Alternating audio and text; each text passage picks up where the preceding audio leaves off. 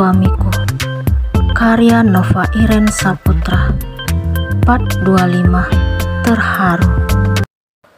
Aku tidak sanggup menyaksikan wanita lain berada dalam dekapan Mas Eza. Kenapa laki-laki itu tidak berusaha mengelak, tetapi justru tetap diam? Aku akhirnya langsung menghampiri mereka dengan perasaan kesal dan kecewa. Segera aku tarik tangan wanita tidak tahu diri itu. Sadar diri dong, ngapain peluk suami orang?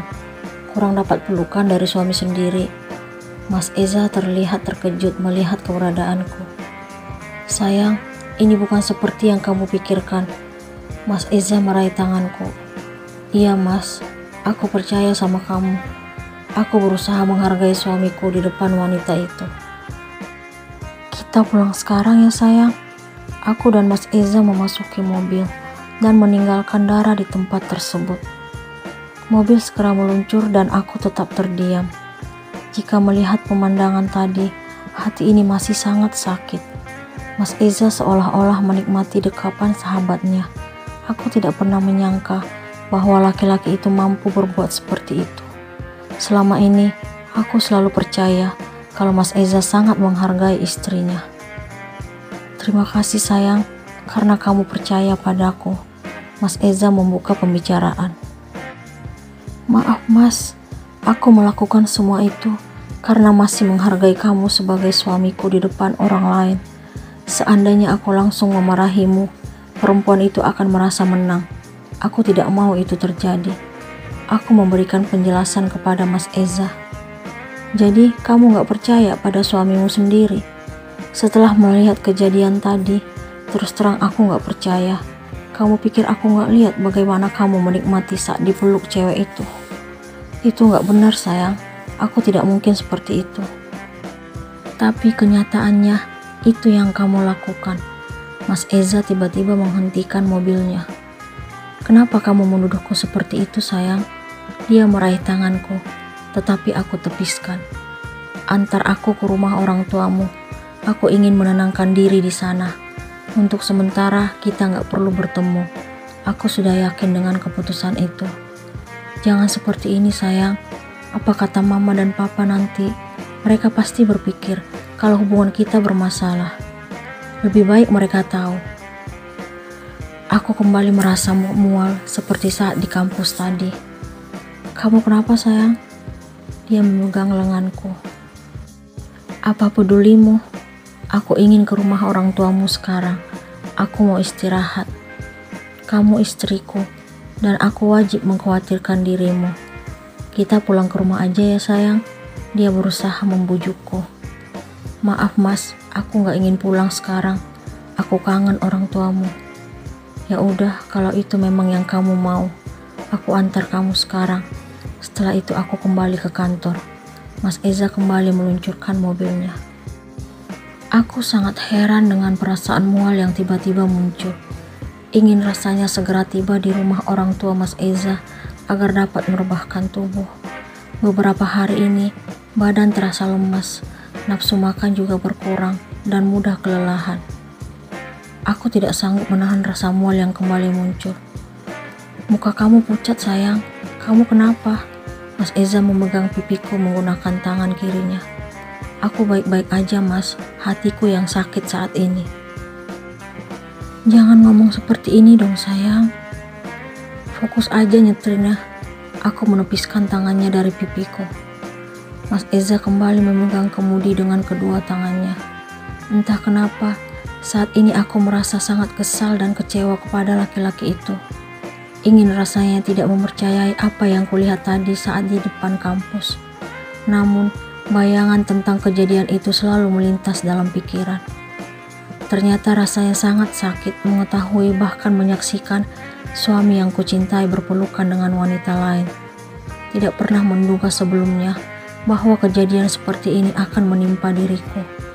Saat hati ini sudah menyerahkan cinta tulus untuknya, tetapi ini yang kudapatkan.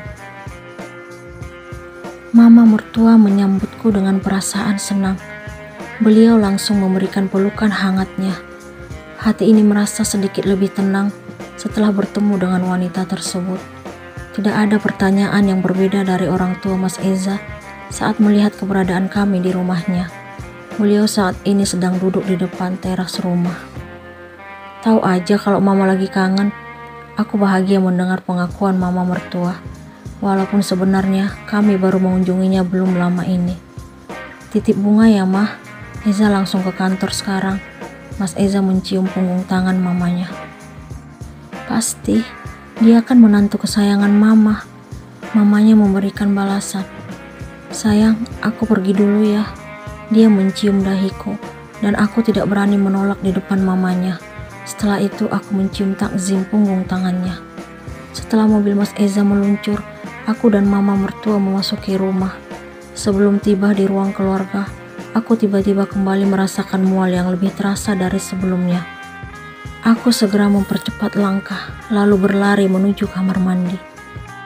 Aku berusaha mengeluarkan sesuatu melalui tenggorokan, tetapi tidak berhasil.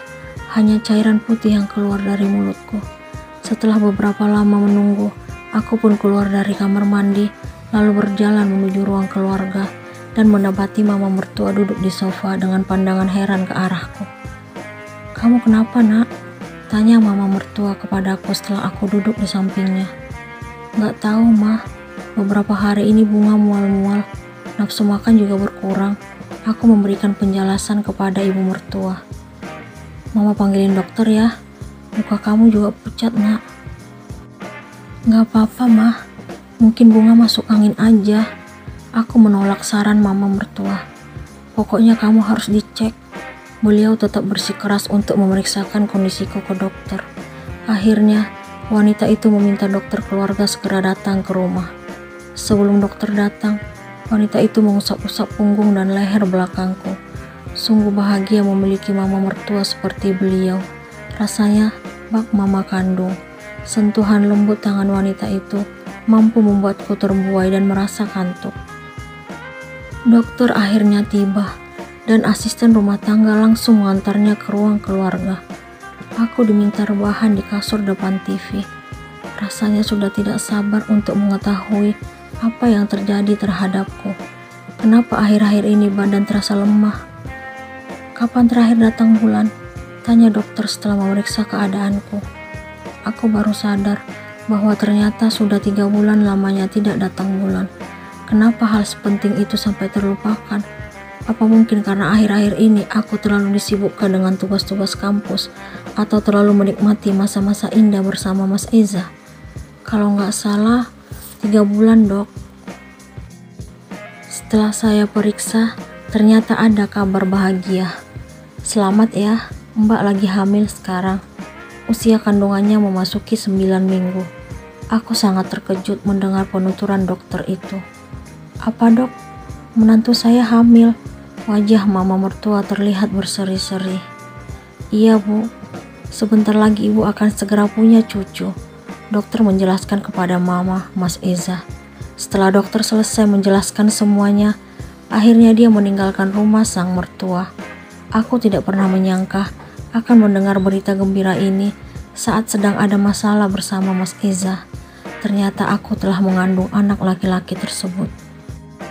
"Mama telepon Eza ya sekarang." Mama mertua ingin menghubungi anaknya. "Jangan, Mah. Aku meraih tangan wanita itu agar tidak menghubungi Mas Eza." "Kenapa, Nak? Suamimu berhak tahu atas kehamilan kamu." Orang tua tersebut menggenggam jemariku. "Untuk sekarang, cukup kita aja yang tahu, Mah. Aku tidak kuasa menahan bening kristal dari pelupuk mata agar tidak jatuh." "Kamu kenapa nangis? Ada apa sebenarnya? Apa hubungan kalian baik-baik saja?" Akhirnya, aku menceritakan apa yang terjadi dalam rumah tangga kami. Mama mertua sangat terkejut mendengar apa yang kusampaikan.